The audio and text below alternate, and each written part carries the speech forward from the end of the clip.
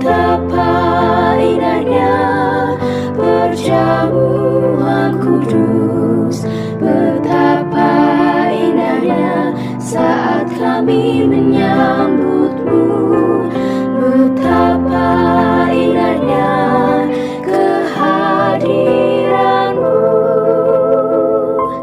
yang bertatap kuatkan iman kami. Inilah Injil suci menurut Matius. Dimuliakanlah Tuhan.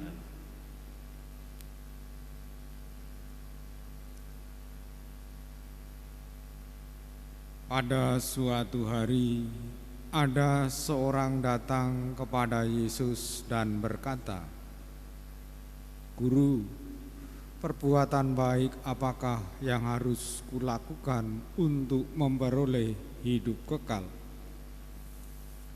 Yesus menjawab, "Apakah sebabnya engkau bertanya kepadaku tentang apa yang baik?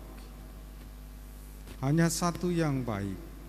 Jika engkau ingin masuk ke dalam hidup, turutilah segala perintah Allah."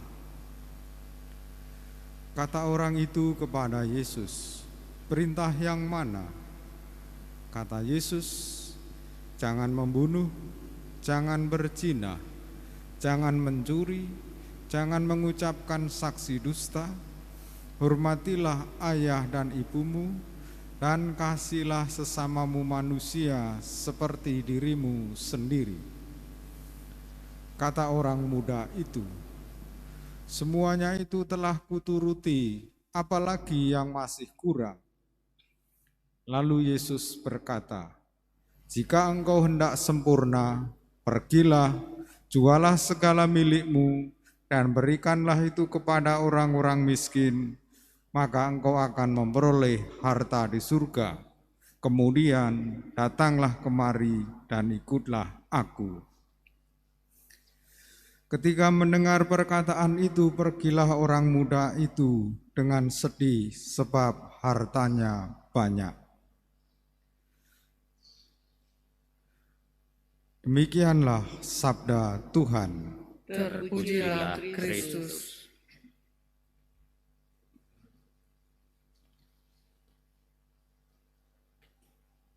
Umat Allah yang terkasih, perjalanan bangsa terpilih Israel adalah perjalanan jatuh bangun antara setia kepada Allah dan berkhianat atau berkhianat. Setelah Yosua mati, Allah mengutus hakim-hakim untuk membimbing bangsa Israel. Hakim-hakim adalah penolong yang tiba-tiba ketika bangsa Israel menghadapi krisis kehidupan karena dosa. Tetapi suara hakim-hakim seringkali tidak didengar. Maka bangsa Israel jatuh dalam penyembahan berhala.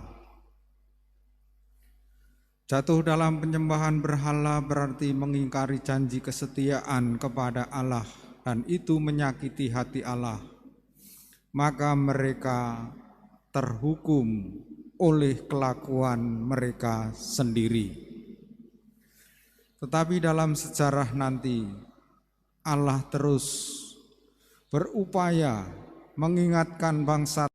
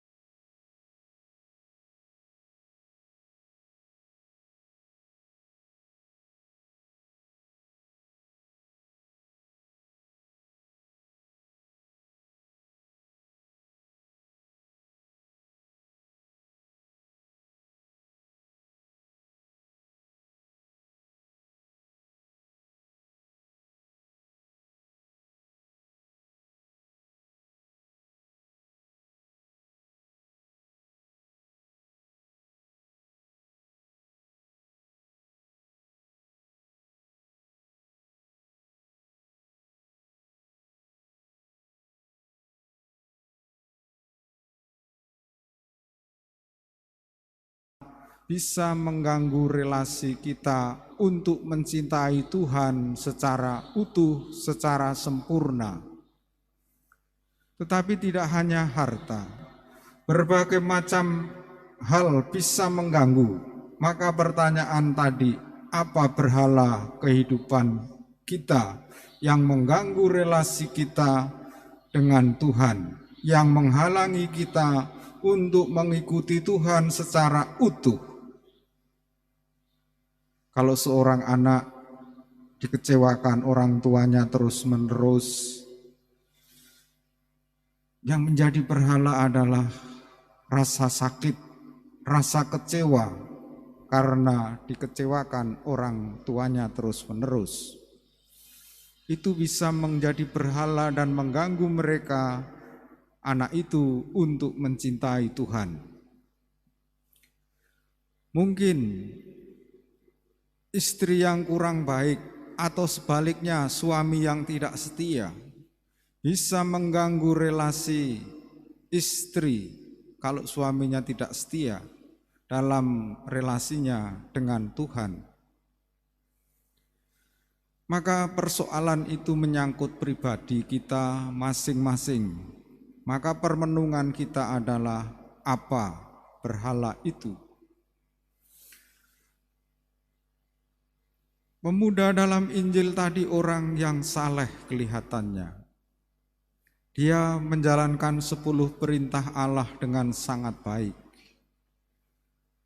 Tetapi sekali lagi ada berhala yang mengganggu, yaitu kekayaannya.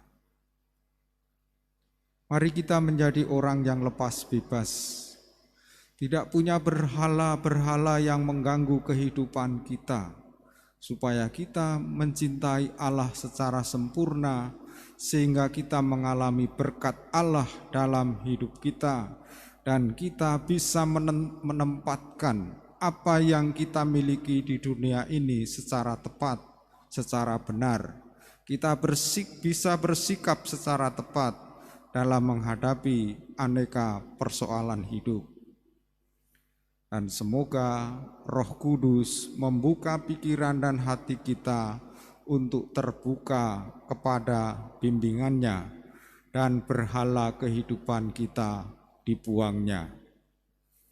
Kita satukan doa-doa kita bersama persembahan di altar.